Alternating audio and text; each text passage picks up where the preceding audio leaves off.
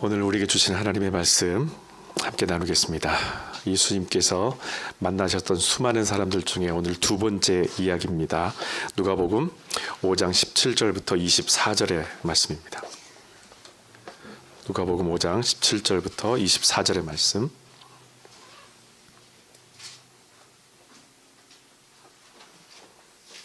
제가 읽도록 하겠습니다. 하루는 가르치실 때에 갈릴리의 각 마을과 유대와 예루살렘에서 온 바리새인과 율법 교사들이 앉았는데 병을 고치는 주의 능력이 예수와 함께 하더라. 한 중풍병자를 사람들이 침상에 메고 와서 예수 앞에 들여놓고자 하였으나 무리 때문에 메고 들어갈 길을 얻지 못한지라. 지붕에 올라가 기와를 벗기고 병자를 침상째 무리 가운데로 예수 앞에 달아내리니 예수께서 그들의 믿음을 보시고 이르시되 이 사람아 내 죄 사함을 받았느니라 하시니 서기관과 바리새인들이 생각하여 이르되 이 신성 모독하는 자가 누구냐 오직 하나님 외에 누가 능히 죄를 사하겠느냐. 예수께서 그 생각을 아시고 대답하여 이르시되 너희 마음에 무슨 생각을 하느냐 내 죄 사함을 받았느니라 하는 말과 일어나 걸어가라 하는 말이 어느 것이 쉽겠느냐. 그러나 인자가 땅에서 죄를 사하는 권세가 있는 줄을 너희로 알게 하리라 하시고 다 같이 읽겠습니다. 중풍병자에게 말씀하시되 내가 내게 이르노니 일어나 내 침상을 가지고 집으로 가라 하시매. 아멘. 여기까지 읽도록 하겠습니다. 예수님의 죽음과 부활 사건이 사도들을 통해서 전해지면서 믿음의 공동체가 유대 지역과 이방 지역에 점점 세워져 가기 시작합니다. 그런데 오늘날 교회의 시초라고 말할 수 있는 이 초대교회가 세워지면서 동시에 교회 내에도 새로운 문제점들이 자꾸 발생하기 시작합니다.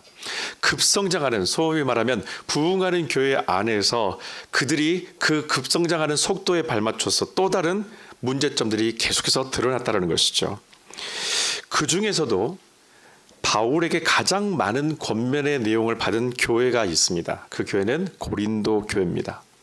공교롭게도 바울이 고린도 교회에 보냈던 편지의 첫 번째 이슈가 되는 것이 교회 내에 생겨난 파벌로 인해 분쟁이 발생한 바로 이 사건입니다.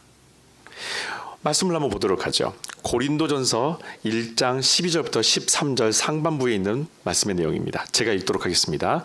여러분 가운데는 나는 바울을 따른다, 나는 아볼로를 따른다, 나는 베드로를 따른다고 하면서 제각기 편을 가르고 또 다른 사람은 우리들만이 참으로 그리스도의 제자들이라고 떠들고 다닌다고 하니 그게 바로 여러분 스스로 그리스도를 산산조각이 나게 한 것이 아니고 무엇이겠습니까?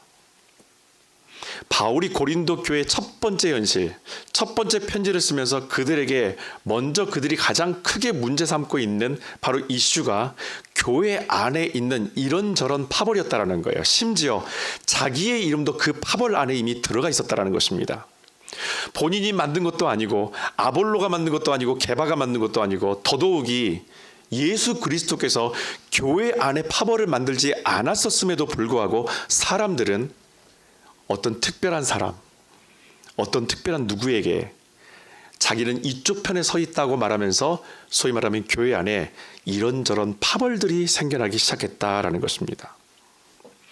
특별한 사람 위주의 신앙생활을 해가던 고린도 교회의 현실을 아주 강하게 바울은 고린도전서라는 첫 번째 편지를 통해서 질타를 하고 있습니다. 여러분, 바울이 이렇게 민감하게 이 문제를 다룬 것은 사람이 진정으로 복음을 만나게 되면 우리가 중요시하는 것에 대한 모든 무게의 중심이 사람과 세상에서 하나님을 향해서 완전히 전환되어야 됨에도 불구하고 여전히 예전처럼 능력 있고 유명한 어떤 스페셜 퍼슨에게 모든 것이 집중되고 그것을 따르는 습관이 바꿔지지 않았다라는 것이죠. 고린도 교회에 보낸 편지뿐이겠습니까? 갈라디아 교회도 똑같은 문제를 갖고 있었던 것 같습니다. 그래서 그에게 갈라디아 교회에 보낸 편지에 보면 이와 유사한 상황에 대한 바울의 입장을 밝힌 내용들이 나오는데 갈라디아서 1장 10절에 있는 말씀입니다. 다 같이 읽겠습니다. 내가 사람에게 좋게 하랴 하나님께 좋게 하랴 사람들에게 기쁨을 구하랴. 내가 지금까지 사람들의 기쁨을 구하였다면 그리스도의 종이 아니니라. 아멘. 바울이 이렇게 말합니다. 내가 사람에게 좋게 하랴 하나님께 좋게 하랴 사람에게 기쁨을 구하랴. 다시 말하면 내가 사람이 듣기 좋은 말씀을 전하랴. 내가 사람의 그 마음에 발맞춰서 그 사람이 만족하기 위한 어떤 메시지를 전하랴. 아니면 하나님께서 말씀하라고 하신 그 말씀을 내가 대언하랴. 그 사람을 기쁘게 해주기 위해서 그 사람이 교회에 오는 것이, 교회 공동체 와서 예배를 드리는 것이 그냥 마음이 기쁘게 하기 위해서 그 사람을 만족시켜주기 위한 말씀을 내가 전하랴. 아니면 하나님의 마음에 합당한, 그분의 뜻에 합당한 말씀을 내가 전하랴. 바울은 딱 먼저 이렇게 결론을 내립니다. 사람을 위해서 내가 메시지를 전한다면, 내가 사람에게 맞춰서 사역을 하는 사람이라면, 그렇게 복음 전한 사람이라면 나는 그리스도의 종 아니다. 사람을 따를 것인가? 하나님을 따를 것인가? 답은 무척 쉽게 나올 겁니다. 우리는 교회 공동체 안에 있기 때문에 이 답에 대해서는요, 아주 본능적으로 대답을 할 것입니다. 당연히 하나님이죠. 당연히 우리가 하나님을 따르죠. 그런데 자신 있게 내가 하나님을 따릅니다, 아니 나는 사람 따르지 않습니다라고 말할 수 있는 크리스찬이 과연 얼마나 될까요?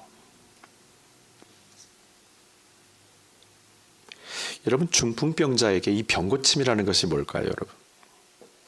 이 중풍병자에게 이 병고침이라는 것은 어쩌면 모든 사람들이 저마다 꿈꾸는 일종의 축복이라는 다양한 형태 중에 하나일지도 모르겠습니다. 예를 들자면 이렇게 하면 표현해 볼 수 있을 것 같아요. 내가 만약에 건강하기만 하다면, 내가 복권에 당첨되기만 한다면, 내가 이 정도의 돈만 생기기만 한다면, 내가 이 사업만 잘 되면, 내가 이 문제만 해결되면 나 뭐든지 할 수 있다. 나 이것도 하고 싶고 저것도 하고 싶다.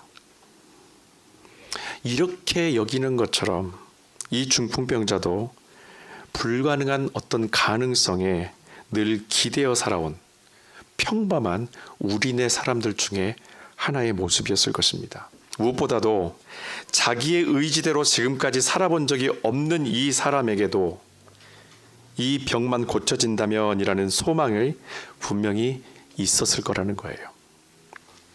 여러분, 성경은 이 사람의 다음 계획에 대해서 어떤 정보도 주지 않습니다. 내가 만약에 이 중풍병에서 일어나가지고 이렇게 내가 걸어다닐 줄만 있다면 내가 그 다음부터는 이런 계획을 해야지, 이런 일을 해야지, 저런 일을 해야지, 이런 것도 시도해보고 저런 데도 가보기도 하고 여행도 가보기도 하고 사람도 만나보기도 하고 그리고 친구들과 그리고 가족들과 함께 어떤 즐거운 일도 한번 해봐야지, 여러 꿈이 있다, 어떤 것을 하고 싶다에 대한 어떠한 정보도 사실은 갖고 있지는 않습니다. 이 사람이 누굴 만났으며 그 만남에서 누굴 따르기로 결정했는지, 사실은 이것이 더 이 사람에게 중요하다는 거예요. 오늘 제가 여러분들과 이 중풍병자의 이야기를 나누면서 과연 사람이 복음을 만난 이후에 어떤 것을 따르는 것이 옳을까? 복음을 만나는 모든 과정 가운데에서 우리가 지금 하고 있는 신앙생활 가운데 우리 자신은 지금 도대체 누구를 따르고 있는가? 다시 한번 우리 자신을 점검해 봤으면 좋겠습니다. 여러분, 이 중풍병자 역시 누구든지 누리는 어떤 특별한 자기만의 소망을 가지고 있는 사람이기도 합니다. 누구든지 누리고 있는 아주 평범한 소망일 것입니다. 특별한 소망도 아닐 것입니다. 아주 소소할 것입니다. 그냥 내가 걷기만 할 수만 있다면, 그냥 나도 걷기만 할 수 있다면, 그냥 나도 저런 일반적인 사람들처럼 나도 산책도 하고 싶고 그냥 저런 사람들처럼 근처에 있는 동네에 가서 누구를 만나기도 하고 나는 그렇게 소소하게 살 거야. 작은 자기들만의 소망은 분명히 있을 거예요. 그런데 생각하는 것만큼 아무것도 할 수 없을 때 과연 그는 외로운 사람이었을까요? 성경은 오늘 그렇지 않다고 얘기합니다. 그의 곁에 자신을 아껴주는 사람이 분명히 있었다라고 얘기합니다. 여러분, 누가복음을 정리한 사람이 이 누가라는 사람인데, 이 누가가 바로 이 사람들이 중풍병자를 위해서 지붕을 열고 예수님께 고쳐주심을 부탁했다라고 오늘 성경에서 기록을 하고 있습니다. 뿐만 아니라 율법과 복음을 설명하는데 자주 등장하는 사람들이 여기 또다시 등장하게 되는데, 바리새인, 율법학자들, 서기관들이 또한 그 사람들이죠. 오늘날 신앙생활하는 우리가 강력한 영향력을 서로 주고받는 것 중에 하나가 여러분 과연 뭐라고 생각하십니까? 사람입니다. 놀랍게도 사람이에요. 우리가 신앙생활을 쭉 해가면서 사람에 대한 영향력을 참 많이 받습니다. 되게 민감하게 많이 받습니다. 여러분, 제가 여러분과 오늘 말씀을 나누면서 우리가 이제 교회 다니기 때문에, 교회 안에 지금 예배 시대에 와 있기 때문에 대답을 하지 마시고, 정말 인간적으로 우리가 가지고 있는 감정대로 한번 오늘 이 말씀 한번 접근해 봤으면 좋겠어요. 그래야만이 이 중풍병자의 심정을 알 수 있고, 그래야만이 이 중풍병자가 만났던 복음이 무엇인가를 온전히 우리가 이해할 수 있을 것입니다. 첫 번째, 이 중풍병자에게 가장 큰 은인이 누구라고 생각하십니까? 솔직하게 대답해 보십시오. 여러분, 이 중풍병자에게 가장 큰 은인이 누구라고 생각을 하세요? 저 같았으면 예수님 앞에 저를 데리고 와준 이 친구들을 은인이라고 저는 생각했을 거예요. 이유를 설명드리죠. 여러분, 병에 걸렸었을 때, 제가 병에 걸렸다고 했었을 때 백방으로 저를 위해서 뛰어다니면서 좋은 의사, 좋은 약이 어디 있는지를 알아보고 소개해 준 그 사람이 기억나지, 솔직히 저를 고쳐준 의사가 저의 은인이다라고까지는 저는 생각하지 않을 것입니다. 이유는 간단해요. 의사는 그게 그 사람이 할 일이기 때문에.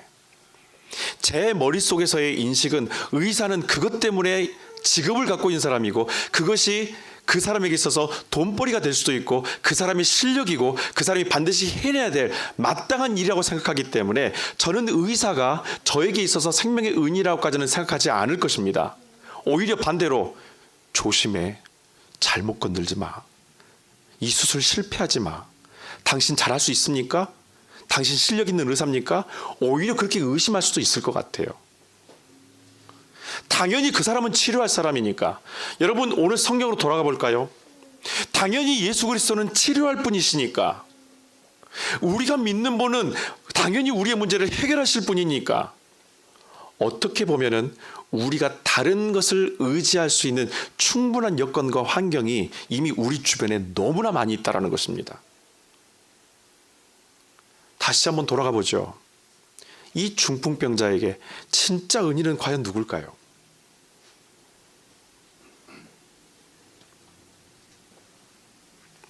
저는 중풍병자가 이 사람들에게 일부러 부탁을 해서, 야, 나 좀 저기다 좀 데려가 줄래? 저 지붕 좀 높겠지만 좀 뚫고 나를 집어넣어서 나 좀 어떻게 걷게 좀 해줄래? 이렇게까지 사람들에게 부담을 주는 사람은 아니었을 것입니다. 온전한 자발적인 사랑과 그 사람들의 순수한 섬김에서 나오는 그 행동이 오늘 이 사람이 예수님 앞으로 나아갈 수 있게 만들었다라는 거예요. 다시 말하면 이 사람들도 자기 친구를 고쳐줄 예수님께 모든 신경이 집중되어져 있고 예수님을 의지하는 사람들이지, 자기들이 높아지기 위해서 이 사람을 들어서 올려다가 그 지붕을 뚫고 그 밑으로 이 사람을 내려보내는 그런 무모한 일을 할 사람들은 아니라는 것입니다. 저는 여러분들 이 이야기를 다시 한번, 이 상황들을 생각하면서 이런 생각을 한번 해봤어요. 제가 설교 제목으로 나왔던 그 슬라이드 집사님 한 번만 보여주시겠습니까? 그림을 보시게 되면은 이 말씀에 대한 내용들을 그림으로 그려낸 한 장의 그림이 있죠. 잘 들여다보십시오. 여러분, 예수님이 밑에서 이 중풍병자가 내려온 이 침상을 보고요, 그 오른쪽에 율법학자인지 서기관인지 모르겠지만 아무튼 율법에 아주 능통한 사람, 예수님께 또다시 이 문제를 걸고 넘어질 누군가가 있고 지붕이 뚫려져 있습니다. 여러분 생각 한번 해봅시다. 예수님께서 지금 말씀을 전합니다. 지금 예배실처럼 말씀을 전하고 있어요. 근데 갑자기 여러분 이 천정이 무너졌다고 생각을 해보세요. 2층에서 우리 교회가 있을 때요, 비가 많이 올 때 천정이 물이 샜습니다. 주일날 예배 직전이었었어요. 설교단 바로 앞쪽에 있는 그 위에 있는 천정이 이렇게 부풀어 오르더니요, 물이 다 넘치기 시작합니다. 교인들이 일부 예배 오기 직전에 그 구멍을 뚫어서 물이 쏟아지는 걸 다 받아내고 옆에다 양동이 2개를 세워놓은 다음에 그렇게 예배를 드렸었어요. 참 예배드리기 쉽지 않더라고요. 그러면서도 우린 예배를 드렸습니다. 예수님은 어떨까요? 한참 말씀을 잘 전하고 있어요. 하나님 나라의 복음을 전하고 있습니다. 그런데 갑자기 지붕이 열리기 시작하는 거예요. 엄청난 먼지가 떨어집니다. 도대체 저게 뭐 하는 건가? 그냥 문을 열고 좀 도와달라고 아니면 좀 기다리든지. 근데 왜 하필이면 저 천정을 열어가지고 저렇게 수많은 먼지가 내려오면서 사람들을 그렇게 혼란에 빠지게 만들고 예수님께서 말씀하시는 그 내용을 중단시키게 만드는가? 상황적으로 봤었을 때에는 이렇게 들어왔던 모든 상황들이 결코 편한 상황은 아닙니다. 어떻게 보면 자기를 위해서, 그냥 이 사람만을 위해서 이기적으로 행동한 것처럼 보일 수밖에 없는 것이 현재 지금 예수님께서 마주하고 있는 바로 그 상황이기도 해요. 여러분, 이 중풍병자는 그러면 얼마나 불편하겠습니까? 나 한 사람 때문에 이 모든 것들이 다 흐트러졌고, 나 한 사람 때문에 이 어려움을, 이 힘든 일들을 감당하고 있는 내 친구들 생각하면서 얼마나 이 사람은 또 마음이 불편했겠어요. 아무것도 할 수 없습니다. 그냥 자기가 아무것도 움직일 수 없기 때문에 들여놓은 대로 그대로 그냥 그 바닥 안에, 그 공간 안으로 들어가는 것이 자기가 할 수 있는 일의 전부였다라는 거예요. 그런데 오히려 부담은 누가 갖는 거예요? 이 중풍병자가 갖습니다. 자기의 문제인데도 불구하고 자기가 나서서 하지 않았음에도 이 부담은 고스란히 자기가 짊어지고 있는 거예요.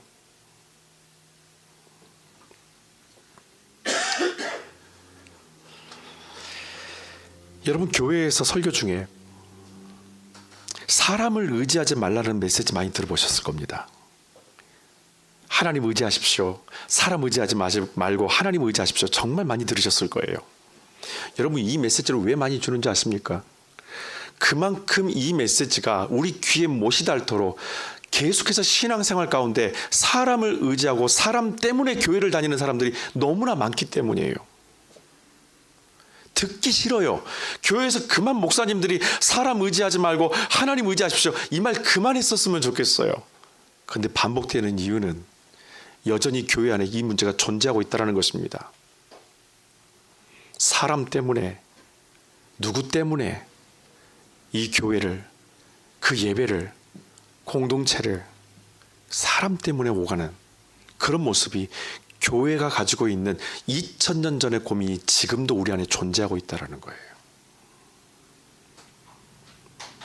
바울 시대에도 그렇고 지금도 이 문제가 잘 풀어지지 않는 이유가 있습니다. 사랑을 받았잖아요. 이 중풍병자, 그렇죠? 이 병자가 사랑을 받았어요. 자기가 나서서 한 것이 아니라 그냥 베풀어 준 사랑이에요. 나에게 예수의 사랑을 전해준 분의 그 마음이 분명히 우리에게 누군가에 있을 겁니다. 여러분 각자가 누군가를 통해서 예수를 만나고 또 그 안에서, 공동체 안에서 누군가를 통해서 복음의 기쁨을 만났던 어떤 순간들이 있었고 그 사람이 있을 거예요. 그 귀한 마음, 그 마음이 그대로 내 안에 고여 있기 때문에 이 문제가, 사람을 의지하는 문제가 풀어지지 않는 겁니다. 받았던 사랑이 밖으로 자꾸 흘러가야 돼요. 주셨던 복음이 밖으로 흘러가서 선교가 돼야 되고, 그 복음이 사람을 살려야 되고, 그 복음이 전도를 위해서 살려야 되고, 그 복음이 내 안에서, 우리 교회 안에서만 즐거운 것이 아니라 밖을 향해 나아가서 이 복음이 사람을 살리는데 끊임없이 흘러가야 됨에도 불구하고 마음속에서 나만 간직하려고 하는 유일한 추억으로 삼고자 하니, 그러니 사람이 보일 수밖에요. 그러니 그렇게 해준 그 사람이 나한테 중요할 수밖에요. 예수님보다 더 많이 의지되고 더 많이 생각나고 그 사람이 하자는 것은 무엇이든지 동의하고 하나님의 말씀보다는 그 사람의 말에 영향을 받는 것이 우리가 가지고 있는 현실의 모습 아닐까요? 여러분, 그 대상이 목사가 될 수도 있고요, 가족이나 친구가 될 수 있을 것입니다. 여러분, 목사를 우상 삼지 마십시오. 저 별거 아닌 사람입니다. 그런 기대도 없겠지만 여러분, 목사가 여러분들에게 우상이 돼서는 안 됩니다. 목사를 의지하지 마십시오. 리더를 의지하지 마십시오. 나에게 복음을 전해줬던 그 사람을 평생 동안 의지하면서 살아가지 마시라는 거예요. 우리 모두의 역할이 뭡니까? 여러분들도 복음을 전하실 겁니다. 여러분의 역할, 우리의 역할, 저의 역할이 뭔가요? 다리만 대주면 됩니다. 통로만 역할을 하면 됩니다.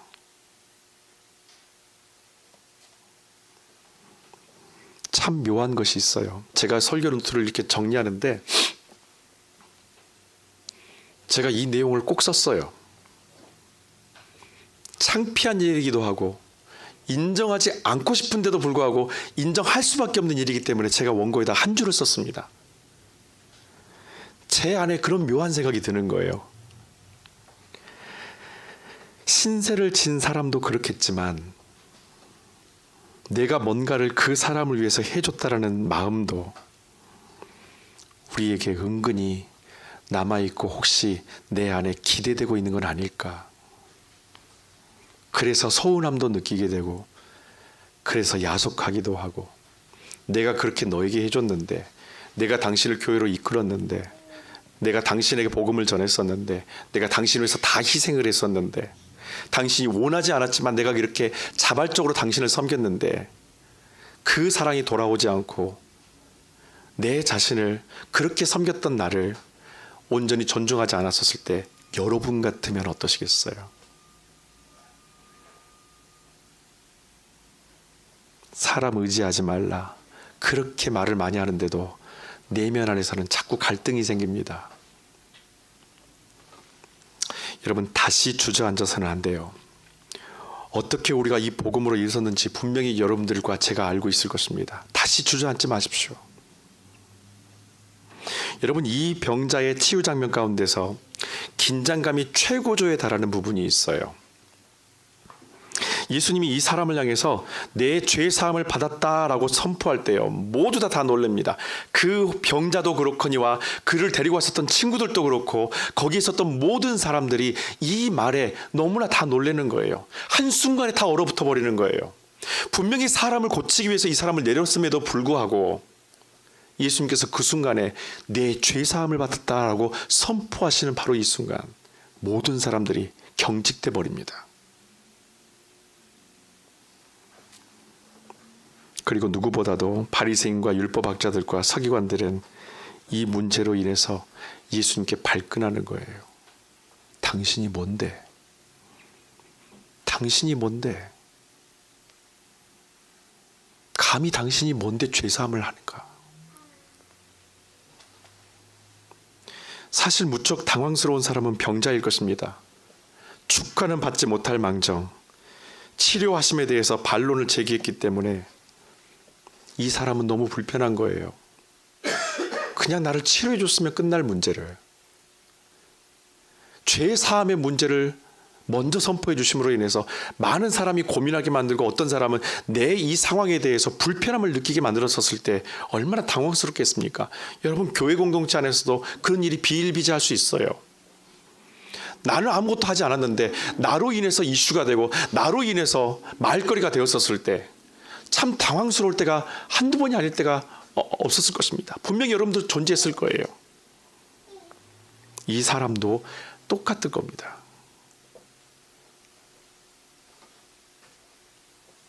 어렵게 성사된 이 기회가 혹여나 물거품처럼 날아가진 않을까. 내가 유일하게 치료받을 수 있는 이 기회가 저 사람들의 반론으로 인해서 혹시 날아가 버리진 않을까. 나에게 이렇게 유일하게 온 이 기회가, 내 인생에 내가 그렇게 기다렸던 내 기회가 한꺼번에 어떤 신학적인 문제 때문에, 신앙적인 문제 때문에, 어떤 인간의 개입의 생각 문제 때문에 다 날아가 버린 건 아닐까. 바리새인과 서기관들이 이 병자가 고침받는 것에 대해서 표면적으로는 크게 반발하지 않는 것처럼 보일지 모르겠지만 중요한 이슈를 가지고 지금 나아간 겁니다. 뭐냐면 오늘 이 사람, 이 중풍병자가 이 자리에 와 있는 것은 사람이 고침받는다, 고침받지 못한다 이 문제가 아니라는 거예요. 바리새인들도 알고 예수님도 알고 정작 당사자도 이제는 알기 시작합니다. 아, 나는 고쳐지기 받기를 원하는데 내가 일어서느냐 아니면 그냥 침상째로 그대로 집으로 다시 돌아가느냐 이 문제가 아니라 지금 분명하게 이 문제는 다른 곳에 있다는 것을 직감하기 시작하는 거예요. 여러분, 저와 여러분이 하나님께 기도하면서 하나님께 간구하는 것들이 분명히 있을 거예요. 그러면서 우리 마음 가운데는 이런 생각이 있을 겁니다. 이거 응답받지 못하면 어떡하지? 내가 바라는 대로 되지 않으면 어떡하지? 여러분, 그 문제가 아니에요. 처음에는 그 문제로 나왔었으나 이 병자가 여기 따라왔었던 모든 사람들이 그 자리에 있으면서 와, 지금 내가 여기 온 이유가 바로 이것이었구나라는 것을 발견하게 되었다는 거예요. 저와 여러분들이 지금 겪고 있는 이 상황 가운데서 피할 수 없는 그 상황 가운데서 우리가 지금 깨닫는 것은 무엇입니까? 아, 내가 지금 이 상황 가운데 들어가 있는 이유가 바로 이것이었구나. 단순하게 그냥 이것이 풀어지느냐 풀어지지 않느냐의 문제가 아니라 하나님께서 나로 하여금 여기까지 오게 하신 이유가 바로 이것이었구나. 하나님께서 나를 이렇게 막다른 골목까지 내 스스로 움직일 수 없는, 내가 뭔가를 자발적으로 할 수 없는, 스스로 풀 수 없는 이 상황 가운데 나를 몰아넣으셔서 여기까지 오게 하신 것이 바로 그 이유였구나. 여러분, 뭘 바라고 계시나요? 지금 신앙생활 하시면서 어떤 걸 기대하고 계시나요? 바리새인들은 딴지를 걸려고 이 이슈를 들고 나왔지만, 죄에 대한 이슈를 들고 나왔지만, 사실은 진짜 우리의 고민, 우리의 이슈는 바로 이 본질적인 문제가 있다는 것입니다. 죄의 문제가 우리에게 본질이라는 거예요. 건강하느냐 건강하지 않느냐가 문제가 아니라는 겁니다.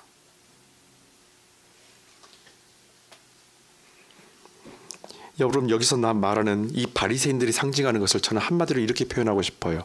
현상유지.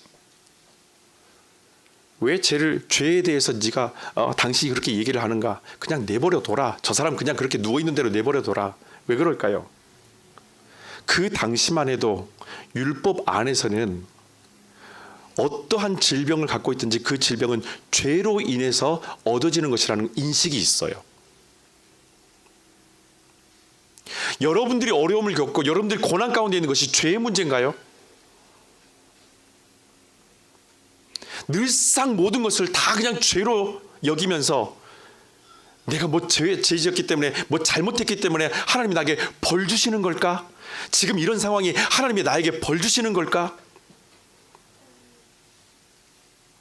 깨닫게 하시기 위해서 하나님께서 우리에게 주시는 상황들, 우리가 마주치는 상황 속에서 깨닫게 되는 것들, 그 지혜들이 있을 뿐이지, 여러분, 모든 것들을 다 죄, 아픈 것도 죄, 문제가 풀리지 않는 것도 죄, 어려운 것도 죄.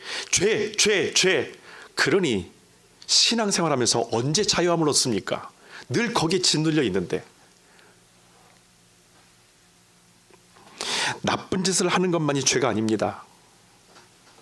나쁜 짓을 피했다고 안심할 일도 절대 아니라는 거예요. 하나님 앞에 나아가지 않는 모습으로 그냥 현상 유지하게 만드는 것들이 오히려 죄의 실체라는 것입니다. 그냥 이대로 놔둬버리는 거예요.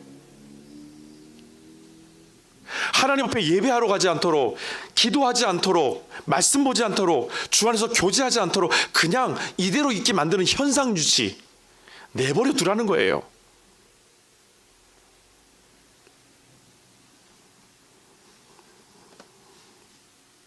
사람들과의 너무 많은 분주한 만남들, 세상적으로 즐길 수 있는 수많은 미디어들, 자기 가치관이 지배하는 신앙관, 이 모든 것들이 우리를 절대 일어서지 못하게 주저앉히는 죄의 본질입니다. 그냥 현상 유지하게 만드는 거예요. 그냥 저 사람 내버려 두라는 거예요. 누워있는 채로. 죄값을 받는 거니까 저 중풍병자 내버려 두라는 거예요. 여러분, 복음은 우리에게 죄와 사람을 의지하려는 오랜 습관에서 우리를 자유롭게 하는 유일한 길인 줄로 믿습니다. 복음은 우리에게 기쁨을 주시는 것이지, 복음을 통해서 우리에게 죄책감을 자꾸 허락해서 우리가 하나님 앞에 그 죄로 인해서 하나님을 두렵게 여기는 것, 그것이 복음의 핵심은 아니라는 겁니다. 복음은 굿뉴스이지 스케리 뉴스가 아니라는 겁니다. 그래서 주님은 이 병자에게 내가 죄의 사함을 받았다라고 먼저 선언을 해줘 버리시는 거예요. 너의 문제가 죄로 인한 문제가 아닌, 죄로 인해서 네가 아파서, 죄로 인해서 네가 중풍병자가 된 것이 아닌, 그냥 우리 자체의 존재 자체가 죄인이기 때문에 이 사람에게 가장 먼저 주신 것은요, 자유함이에요. 일어난 다음에 이 사람에게 자유를 주는 것이 아니라, 이 사람이 먼저 일어나기 전에 이 사람의 영을 먼저 자유케 해주셨다는 거예요. 돌아서 생각해 본다면, 죄에서 자유함을 입었다면 설령 그 자리에서 못 일어나고 그대로 들것에 실려서 집에 돌아갔다 할지라도 기뻤을 것 같아요. 이 문제만 해결될 수 있다면. 율법 지식에 대해서 지금까지 예수님 외에는 아무도 반발한 사람이 없었고, 모두 그 말을 자기 운명처럼 여기며 살아왔던 사람들이 예수님을 통해서 진정으로 복음의 기쁨을 만납니다. 여러분, 바리새인들이 율법을 들어 반발을 했지만 예수님은 즉각 죄 사함을 먼저 이 사람에게 선포를 해주세요. 여러분, 지금까지 자신의 처지에 대해서 내가 죄가 많아서 라고 운명처럼 받아들이며 살아왔었던 사람들에게 생각과 두려움과 고정관념에서 우리 주님은 자유를 그들에게 온전히 선물해 주십니다. 여러분, 예수님의 말씀에 고침받은 이 병자, 성경에 보게 되면은 그 침상을 들고 집으로 가버렸다고 얘기해요. 자기 침상을 친구에게 맡기지도 않습니다.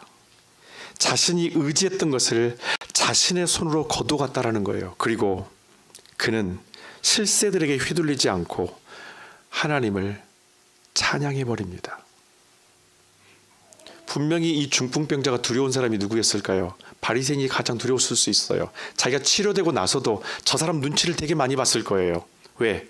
율법적인 지식 때문에 자기를 계속해서 정죄하고 자기에게 일어나는 모든 일들에 대해서 율법적인 개념으로 계속해서 딴지를 걸 것을 알고 있었기 때문에.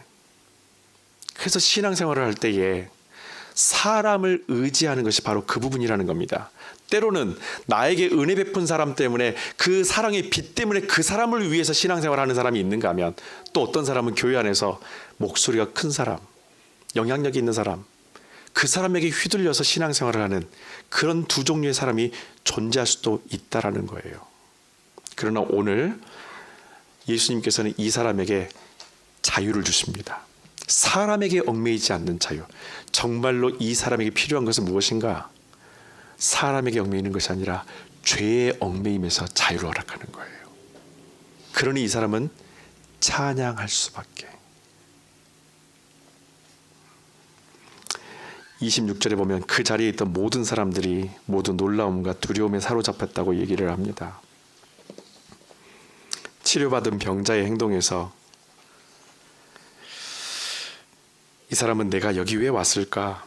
내가 왜 오게 되었는가? 온전히 발견하게 돼요. 여러분, 나를 도운 사람들에게 감사하는 마음 절대 잊지 마십시오. 제가 오늘 말씀을 드리면서 여러분이 은혜를 받은 사람, 감사함을 어떤 대접을 받은 사람, 그분들에 대해서 여러분들이 잊어버리라고 제가 말씀드리는 건 아닙니다. 그분들의 사랑, 그분들의 베품, 여러분 꼭 기억하셔야 합니다. 다만 그들에게 여러분의 신앙의 인생을 맡기지는 마십시오. 여러분들도 그분들처럼 통로가 되어주시면 됩니다. 그때 생명이 일어나는 거예요. 이 과정들을 문제 삼은 모든 사람들에게 성경은 우리가 무엇을 해야 할지, 무엇을 하게 되어 있는지를 25절 마지막 부분에서 이렇게 말합니다. 하나님을 찬양했다. 나에게 일어난 일들을 통하여서 하나님이 누군가를 통해서 나에게 은혜 베푸실 때도 있고요, 하나님이 직접 나에게 은혜 베푸실 때도 있어요. 그때 우리가 해야 될 것이 뭡니까? 하나님을 찬양하는 겁니다. 이걸 잊어버리지 마십시오. 하나님을 찬양하십시오. 저는 이 중풍병자의 뒷모습을 한번 그려봤어요. 자기가 평생 동안 누워 있었던, 자기 땀내가 쩔어져 있는 그 들것을 자기 한쪽에 들고 집에 돌아가면서 하나님을 노래하며 하나님을 찬양하면서 집을 걸어가는 그 사람의 첫 번째 발걸음, 처음 세상에 태어나서 처음 걸어보는 첫 번째 발걸음이 하나님을 찬양하며 돌아가는 그 기쁨의 발걸음이었다라는 것. 오늘 제가 여러분에게 설교의 제목을 가지고 다시 한 번만 여쭙겠습니다. 그래서 여러분들의 결론은 누굽니까?